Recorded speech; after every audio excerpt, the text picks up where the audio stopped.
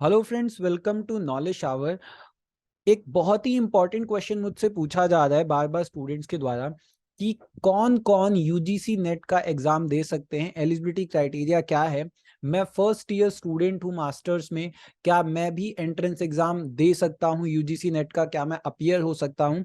सो इस वीडियो में हम बात करने वाले हैं कि कौन कौन यूजीसी नेट एंट्रेंस एग्जाम में अपीयर होने के लिए क्वालिफाई है और कौन कौन अपीयर हो सकता है और एलिजिबिलिटी क्राइटेरिया क्या है यूजीसी नेट एंट्रेंस एग्जाम के लिए। सो इस वीडियो में मैं पूरी आपसे ये बात करने वाला हूँ।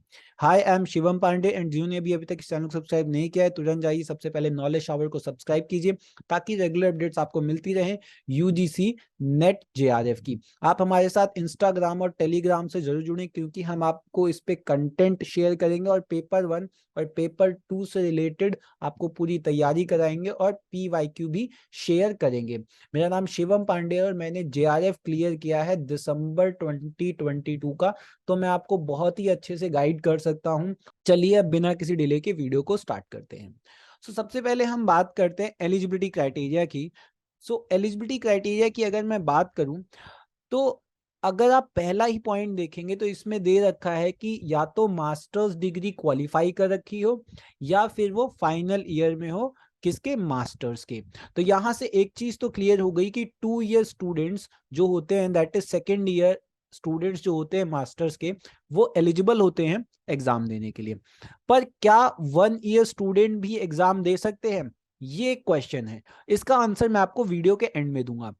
2 ईयर स्टूडेंट्स एलिजिबल होते हैं मास्टर्स के, अगर वो अपियरिंग है तब भी वो एलिजिबल हैं, और अगर उनकी मास्टर्स डिग्री हो गई है और रिजल्ट अवेटेड है तब भी वो एलिजिबल हैं यूजीसी नेट जेआरएफ का एग्जाम देने के लिए।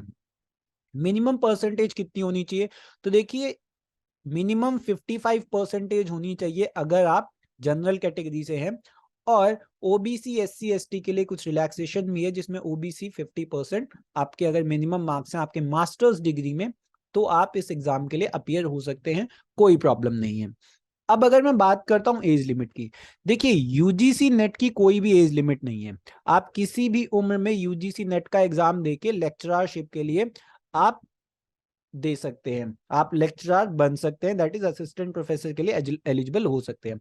लेकिन अगर मैं जेआरएफ की बात करूं तो जेआरएफ केवल आप 30 ईयर्स ही आपकी एलिजिबिलिटी है, केवल 30 साल की उम्र तक ही आप जेआरएफ के लिए क्वालिफाई होंगे और उसके बाद आप केवल नेट के लिए क्वालिफाई होंगे। देखिए इसका एग्जाम एक ही होता है और जो टॉप बच्चे होते हैं 1% उनको जेआरएफ के लिए निकाल लिया जाता है। तो सेम एग्जाम होता है, नंबर्स के बेसिस पे डिपेंड करता है कि किसको जेआरएफ मिलेगा किसको नेट मिलेगा। लेकिन केवल 30 साल तक ही आपको जेआरएफ के लिए रखा जाता है, आप एलिजिबल होते हो, और 30 साल के बाद आप केवल और केवल यूजीसी नेट दे सकते हैं। क्या कोई रिलैक्सेशन है जेआरएफ में? जी बिल्कुल रिलैक्सेशन है। देखिए SC ST, OBC, women, PWD और ट्रांसजेंडर, इनको 5 साल का रिलैक्सेशन है, वुमेन भी इसमें आती हैं। इसके साथ साथ अगर मैं बात करूं कैंडिडेट हैविंग रिसर्च एक्सपीरियंस, तो इनको भी 5 साल का मैक्सिमम आप ये कह सकते हैं रिलैक्सेशन है।